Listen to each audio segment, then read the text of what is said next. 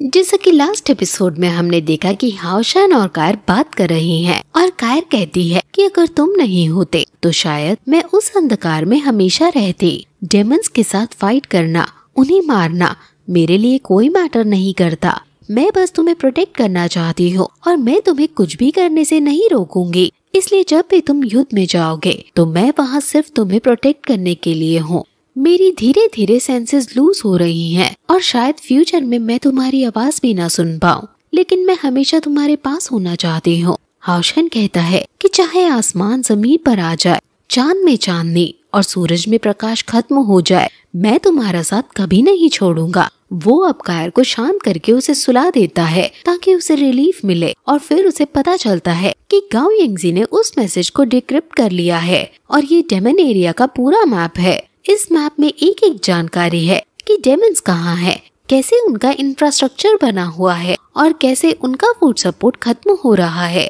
वो अपना food transport underground करते हैं और ये फूड उनकी ट्रेन से आता है और इन्होंने कई सारे रूट्स बना रखे हैं और ये किसी भी रूट से आ सकते हैं। अगर हम इनका फूड रोक दें तो ये 6 महीने तक कुछ नहीं कर पाएंगे। कमांडर कहता है कि क्योंकि चीफ अभी नहीं उठे हैं इसलिए इस ऑपरेशन को मैं फुलफिल करना चाहता हूँ। ओल्ड मैन ग्रैंडपा कहते हैं कि तुम्हारा क्या प्लान है। वो अब अपना प्लान बताता है कि अगले 3 दिनों में उनकी ट्रेन आएगी जो उनके कैंप पर जा रही होगी।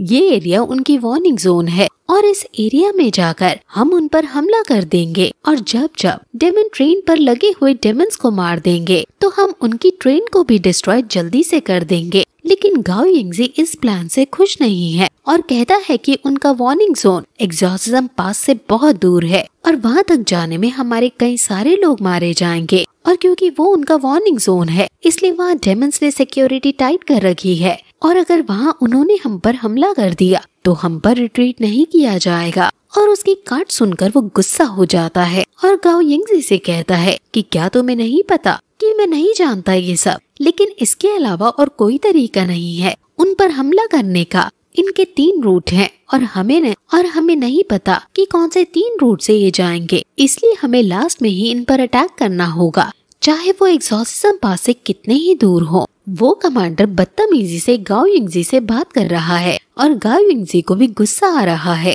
और इनके बीच हाओशान बोलता है कि मुझे हालांकि अपने जीवन से मोह और मौत से डर नहीं, लेकिन फिर भी हमें और अच्छे अटैक प्लान के बारे में सोचना चाहिए। ये सुनकर कमांडर हाओशान पर भी चिल्ला पड़ता है, जिस पर ग्रैंडपा युआन ली जो कि कमांडर हैं उसको चुप कराते हैं और हाओशान से उसका प्लान पूछते हैं, जिस पर हाओशान कहता है कि हम ट्रेन के स्टार्टिंग रूट पर ही हमला कर देंगे। हुआन 3 में से 2 रोड ब्लॉक कर देगा अपने एलिमेंटल फर्नेस से और फिर वो टीम को वहाँ टेलीपोर्ट कर देगा, जिससे हम उस ट्रेन पर फिर हमला कर देंगे। हम अंडरग्राउंड ही ट्रेन को रोक देंगे, यानी टनल के अंदर ही, जिससे बाकी डेमन्स भी नहीं आ पाएंगे। अब वो ऐसा ही करते हैं और सभी डेमन हंटिंग टीम्स प्लान के अकॉर्डिंग वहाँ टनल के अंदर विस्फोट कर देते हैं और फिर तुरंत जैसे ही ट्रेन रेल की पटरी से नीचे उतरती है, हाओशान और उसकी टीम ट्रेन पर हमला कर देते हैं और डेमन को मारने लगते हैं। वो बहुत तेजी से सभी डेमन्स को मार देते हैं और लिंजिन ट्रेन के एक डिब्बे को खोल देता है और इसमें बहुत बड़ा डेमन है और ये डेमन स्लॉट का कमांडर बनने के लिए आया है, लेकिन फिलहाल ये नींद में है। लिंजिन दूसरा डब्बा खोलता है और उसमें से एक बहुत ही खतरनाक डेमन निकलता है और उस डेमन की डोमेन की वजह से कोई भी नाइट हिल डुल नहीं पा रहा है और सब फ्रीज हो गया है। लेकिन तभी हाओशान अपने डिफेंस का यूज करके उस डेमन पर हमला कर देता है और उसकी डोमेन टूट जाती है। ये ब्लड बीटा डेमन है और इसका स्पिरिचुअल पॉइंट 20,000 है। हाओशान तुरंत इस पर हमला करने जाता है, लेकिन इस 7th लेवल के डेमन को कुछ फर्क नहीं पड़ रहा है। इनके अटैक से ये नाइट्स बहुत ज्यादा कमजोर पड़ रहे हैं और हाओशान की कोई तरकीब इस डेमन को नहीं हरा पा रही है। वो डेमन हाओशान के एब्सोल्यूट डिफेंस को भी यूं ही तोड़ देता है और हाओशान घायल हो जाता है और ये देखकर कायर जो कि गुस्से में आ गई है, वो अपने अटैक्स को इस डेमन पर करती है, लेकिन वो डेमन उस पर जो काउंटर अटैक करता है उससे कायर और उसका अटैक दोनों ही पीछे धकेल दिए जाते हैं। बाल्ड हीलर भी अपना पावरफुल अटैक उस पर करता है, लेकिन वो डेमन को टच भी नहीं कर पाता और डेमन उसे उठाकर पटक देता है। हाओशन फिर से उसके पास आकर उससे लड़ता है, लेकिन जब उसे कोई रास्ता फिर भी नहीं दिखता तो वो पहले डिब्बे में जो डेमन कमांडर सो रहा था उसको तलवार से मार देता है, क्योंकि ये डेमन कमांडर चलते फिरते बॉम्ब होते हैं जो मरते ही फटते हैं।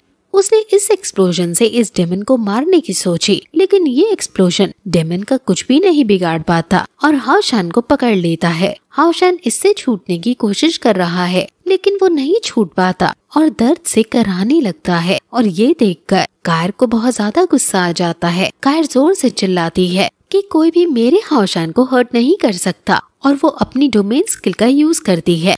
बाकी सभी ये देखकर शॉक हो जाते हैं कि डोमेन स्किल तो लेवल 9 पर होती है, फिर कैसे ये इसे यूज कर पा रही है।